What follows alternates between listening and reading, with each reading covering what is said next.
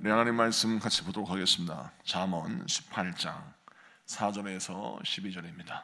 잠언 18장 4절에서 12절. 잠언 18장 4절에서 12절 말씀입니다. 우리 다 같이 합독합니다. 합독하시겠습니다. 시작. 명철한 사람의 입의 말은 깊은 물과 같고 지혜의 샘은 솟구쳐 흐르는 내와 같으니라. 악인을 두둔하는 것과 재판할 때에 의인을 억울하게 하는 것이 선하지 아니하니라. 미련한 자의 입술은 다툼을 일으키고 그의 입은 매를 자청하느니라. 미련한 자의 입은 그의 멸망이 되고 그의 입술은 그의 영혼의 그물이 되느니라. 남의 말하기를 좋아하는 자의 말은 별식과 같아서 뱃속 깊은 데로 내려가느니라. 자기의 일을 게을리하는 자는 패가하는 자의 형제니라. 여호와의 이름은 견고한 망대라. 의인은 그리로 달려가서 안전함을 얻느니라. 부자의 재물은 그의 견고한 성이라. 그가 높은 성벽같이 여기느니라. 사람의 마음의 교만은 멸망의 선봉이요 겸손은 존귀의 길잡이니라. 아멘. 오늘은 잠언 8장 4절에서 12절 말씀을 통해서 가뭄에도 마르지 않는 샘을 가져라 라는 제목으로 말씀을 증거할 때 많은 은혜 받는 시간 되기를 바랍니다. 자, 오늘 본문 말씀 4절은 이렇게 말씀하고 있습니다. 명철한 사람의 입의 말은 깊은 물과 같다. 여기서 깊은 물은 무엇을 말하냐면 가뭄에도 마르지 않는 깊은 샘골을 갖고 있는 물을 말합니다. 여러분, 중동 지역의 샘은 왜 중요하냐면 아무리 물을 찾으려고 애를 써도 물을 찾기가 힘들고, 물을 찾았다 할지라도 그 샘의 깊이가 얇으면 가뭄에 금방 말라버리기 때문에 농사를 짓거나 목축을 하거나 하여튼 간에 무언가 생계를 유지하려면 샘이 깊어야 농사를 짓고 가축을 키우며 생계를 유지할 수가 있는 것입니다. 자, 그러면 이 깊은 물을 우리가 가지려면 어떻게 합니까? 그만큼 이 처음에 샘을 팔 때에 깊이 그 샘을 파야 그 물을 얻을 수가 있는 것입니다. 깊은 샘은 그만큼 깊은 깊이를 갖고 있다라는 것이죠. 여러분, 지하수를 깊게 파 내려가면 정말 풍부한 수자원을 만날 수 있는 것처럼 우리의 인생도 마찬가지입니다. 가뭄에도 마르지 않는 샘을 가지려면 깊이 있게 그 샘을 파는 것이 중요하죠. 여러분, 말씀도 마찬가지입니다. 하나님의 은혜의 지혜도 마찬가지죠.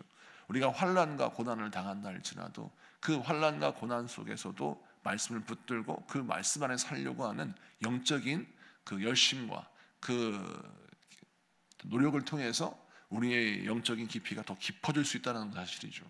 그런데 만약에 우리가 영적인 깊이를 깊게 가지 아니하고 그냥 그때 나에게 주어진 것에 만족하며 산다고 했을 때 이것이 감사로 보일 수는 있는데, 이 감사라고 보이는 이것들이 때로는 우리의 게으름과 나태함을 포장하는 것일 수 있다는 것입니다.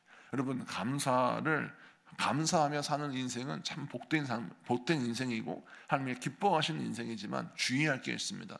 그것이 무엇이냐면 우리의 삶에 감사가 회복되면서 무엇이 또 같이 회복되냐면 열심히 회복되어야 합니다. 그 열심은 우리 인생의 가뭄을 하나님의 은혜로 채우는 깊은 샘을 가지는 열심이라는 것이죠. 이것을 기억하시고 오늘 말씀처럼 우리는 항상 깊이 있게 은혜의 샘을 파고 그 은혜의 샘을 통해서 우리의 삶 가운데 하나님의 은혜가 넘쳐나는 우리 모두가 되기를 축복합니다. 자, 그 다음에 명철한 사람의 입의 말은 깊은 물과 같고 지혜의 샘은 솟구쳐 흐르는 내와 같다라고 했죠. 여기에서 지혜의 샘은 솟구쳐 흐르는 내와 같다. 우리가 깊이 있는 물을 가졌다고 해서 그것이 고요 있으면 역시 썩어버리는 것입니다. 그것이 흘러야 되고 그것을 퍼서 대지에 적셔야 여러분 풀이 자라고 곡식이 자라고 가축이 먹고 살 수 있는 환경이 조성됩니다. 다시 말해서 우리가 가지고 있는 지혜의 말씀은 활용될 수 있는, 적용될 수 있는 말씀이어야 합니다. 그래서 오늘 말씀에 지혜의 샘은 흐른 내와 같다라고 말씀하고 있는 것이죠. 우리가 가진 은혜, 우리가 가진 복, 우리가 가진 그 지식들은 어떻게 합니까? 흘러내보내야 하는 것. 그것을 통해서 하나님의 뜻이 이루어져야 되고 그것을 통해서 많은 사람에게 선한 영향력을 끼쳐야 하는 것이죠. 그것을 설명하고 있는 것입니다. 자, 그 다음에 5절부터 8절까지 말씀을 좀 보면 5절에 악의를 두둔하는 것과 재판할 때에 의인을 억울하게 하는 것이 선하지 아니하니라. 6절은 여러분 읽어주시겠어요? 6절 시작. 미련한 자의 입술은 다툼을 일으키고 그의 입은 매를 자청하느니라. 7절 미련한 자의 입은 그의 멸망이 되고 그의 입술은 그의 영혼의 그물이 되느니라. 아멘. 오늘 말씀 보니까 미련한 자와 지혜로운 자의 말, 대화의 습관, 그걸 설명하는데 오늘 말씀 보니까 독특한 특징이 있죠. 미련하게 말하는 사람들은 그 말의 미련함 때문에 어려움을 당한다 라고 하면서 미련함과 지혜로운 자의 입술의 열매가 어떠한지를 설명하는데, 이 말씀을 쭉 보면서 우리가 어떤 마음속에 지혜를 얻냐면 여러분, 하나님의 말씀을 받고 누리고 그 말씀대로 산다는 것은 무엇이냐? 내 입에서 나오는 모든 말에 지혜를 가지고 내 말을 컨트롤한다는 것입니다. 내 말을 컨트롤해서 사소한 감정과 사소한 이익에 따라서 말을 하지 않는 습관을 들이는 것이죠. 오늘 말씀 보세요. 악인은 어떤 재판을 할 때 자기의 이익 때문에 의인을 억울하게 하는 말을 한다라고 합니다. 그것은 무엇을 의미합니까? 사소한 이익에 내 말이 결정된다라는 거예요. 그리고 뒤에 보면 다툼을 일으키는 말이 있다고 나오죠. 미련한 사람들은 다툼을 일으킨다. 이건 뭐냐면 감정적으로 말을 한다라는 것이죠. 그래서 감정적인 말을 자주 하는 사람은 뛰어난 능력을 가지고 있음에도 불구하고 그 열매가 그 뛰어난 능력에 맞게 풍성한 열매를 맺는 것이 아니라, 농사는 잘 짓는데 그 농사 짓는 그 이후에 때로는 열매가 썩기도 하고 그 열매를 수확하는데 큰 어려움을 겪기도 한다라는 것이죠. 그래서 우리는 항상 무엇을 주의해야 되냐면 사소한 이익이나 사소한 감정에 내 말이 결정되는 것을 지양해야 하는 것입니다. 여러분, 그래서 우리가 항상 하나님께서 기뻐하시는 언어의 습관은 무엇이냐면, 하나님 무엇을 기뻐하실까를 생각하고 한번 말을 하기 전에 이 말이 어떤 다툼을 일으킬 수 있는가, 어떤 오해를 일으킬 수 있는가를 한 번쯤은 돌아보고 말하는 것이 굉장히 지혜로운 행동이라는 것입니다. 그것을 설명하고 있는 것이죠. 여러분, 하나님의 백성들은 항상 생각하며 말을 해야 합니다. 이 말이 어떤 열매를 맺을 것인가, 이 말이 어떤 다툼을 일으킬 수 있는가, 이 말이 어떤 선한 영향을 끼치는가, 이것을 기억하고 생각하고 말을 할 때 그 사람은 참으로도 지혜로운 사람으로 승리할 줄로 믿습니다. 오늘 말씀 10절부터 12절 여러분 읽어주시겠어요? 10절부터 12절 다 같이 읽습니다. 시작. 여호와의 이름은 견고한 망대라. 의인은 그리로 달려가서 안전함을 얻느니라. 부자의 재물은 그의 견고한 성이라. 그가 높은 성벽같이 여기느니라. 사람의 마음의 교만은 멸망의 선봉이요 겸손은 종기의 길잡이니라. 아멘. 오늘 말씀 보면 여호와의 이름은 견고한 망대라. 의인은 그리로 달려가서 안전함을 얻느니라. 이 말씀 그대로 하나님은 나의 요새요, 나의 산성이시며 나의 망대가 되셔서 우리 하나님께 피하는 자는 안전함을 얻는다 라는 말씀입니다. 그런데 11절 말씀을 좀 보면 11절에 이렇게 쓰여져 있습니다. 부자의 재물은 그의 견고한 성이라. 아니, 분명히 앞에 10절에 하나님이 나의 산성이시오 나의 망대라고 하셨는데, 그리고 하나님께 피하는 자가 안전하다고 했는데 왜 부자의 재물은 견고한 성이다 라고 말씀하실까요? 앞뒤가 안 맞는 것처럼 보입니다. 그가 높은 성벽같이 여기느니라. 여기에 해답이 있죠. 그가 높은 성벽같이 여기느니라. 이게 무슨 뜻이냐면 반전입니다. 부자들은, 그러니까 하나님을 경외하지 않는 부자를 설명합니다.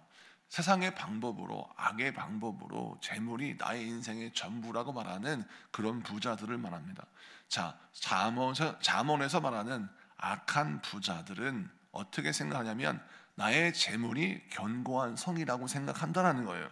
그래서 그가 높은 성벽같이 여기는, 그가 가진 재물은 높은 성벽이라서 나는 안전하고 안전하다 이렇게 생각한다는 거예요. 그런데 12절, 그 사람의 마음의 교만은 멸망의 선봉이요. 그렇게 마음이 교만하면 결국 멸망으로 치닫는 인생이 될 것이다 라고 설명하는 것이 말씀의 본질인 것입니다. 그래서 10절부터 12절은 한 묶음이에요.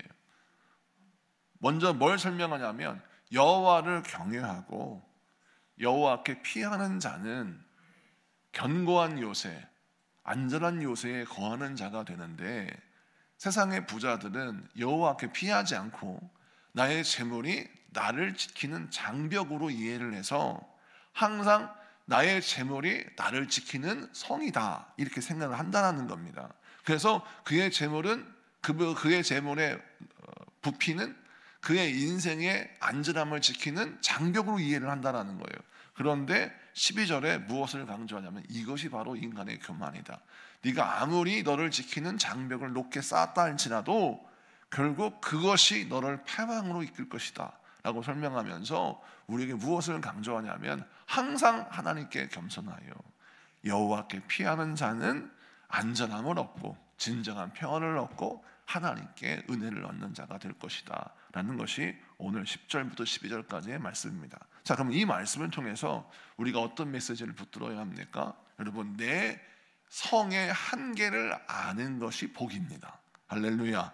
내가 무엇을 이루었고 무엇을 가지고 있고 무엇을 얻고 있다 할지라도 나의 힘의 한계, 나의 성의 한계, 나의 삶의 한계를 아는 것이 복이에요. 그랬을 때 하나님의 은혜를 구할 수 있고 주의 날개 아래에 숨을 수가 있는 것입니다. 여러분, 항상 우리는 주 앞에 겸손해야 삽니다. 주님 앞에 나를 낮추고 나를 우리 하나님의 눈으로 객관화시켜서 바라보았을 때 나의 한계가 보이고 나의 부족함이 보이겠죠. 부족함이 보이는 것이 여러분 흠이 아닙니다. 부족함을 아는 것이 복이라고 설명하고 있는 것이죠. 이 말씀 붙들고 우리가 항상 나의 한계를 깨닫고 기도와 말씀으로 돌파하고 해결하여서 여러분의 인생이 확장되고 성장하고 성숙하는 저와 여러분 되시기를 축복합니다. 자, 그 다음 우리 다같이 공동기도문 같이 기도하고 우리 같이 기도하겠습니다. 공동기도문 같이 기도합니다. 시작. 생명의 하나님, 우리가 메마른 광야의 삶을 살 때마다 주의 마르지 않는 생명의 샘을 주셔서 다시 살게 하시니 감사합니다. 세상의 말에 흔들리지 않게 하시고 생명의 진리의 물로 마음을 적셔 지혜의 열매를 맺게 하옵소서. 사소한 감정과 욕심으로 다투지 않게 하시며 온유한 말로 평안을 심는 자가 되게 하옵소서. 교만한 마음을 버리고 여호와의 이름이라는 견고한 망대 안에서 안식을 누리게 하옵소서. 가뭄의 세상 속에서도 은혜의 샘이 끊이지 않게 하시고 오늘도 주의 생명으로 충만하게 하옵소서. 예수 그리스도의 이름으로 기도드립니다. 아멘.